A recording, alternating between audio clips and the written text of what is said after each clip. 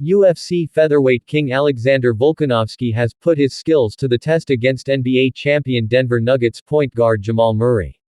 Both men are accustomed to dealing with size disadvantages in their respective sports and have been able to achieve great things regardless.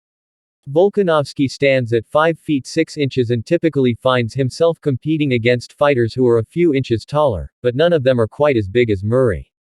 Despite being 6 feet 4 inches and weighing 215 pounds, the basketball star is towered over by NBA defenders who are often over 7 feet tall and much heavier.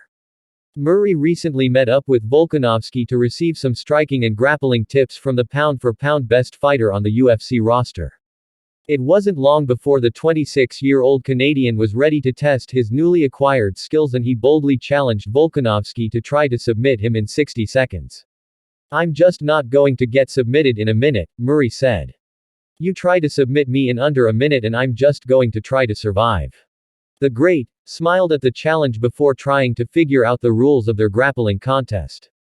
Murray was happy for him to go full force and try any submission besides leg locks. As expected, the NBA star's sheer size didn't really help him, and he was played with by Volkanovski, who locked up a guillotine choke just before the buzzer sounded to end the contest. Murray could be seen tapping out, but it was right on the 60-second mark and Volkanovski decided to give him the win. He said, "I think he made it, you made the minute." After a moment of rest, the unlikely friends went back to grappling and Volkanovski made Murray pay for victory by submitting him several times. At the end of the session, an exhausted, but undeterred Murray sat against the gym wall and said, "I'll be better tomorrow."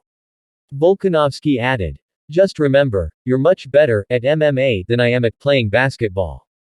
The UFC's 145 pounds king is currently enjoying some time away from camp after stopping interim champion Yair Rodriguez to unify the division at UFC 290 in July. He'll soon return to proper training for a potential fight in January.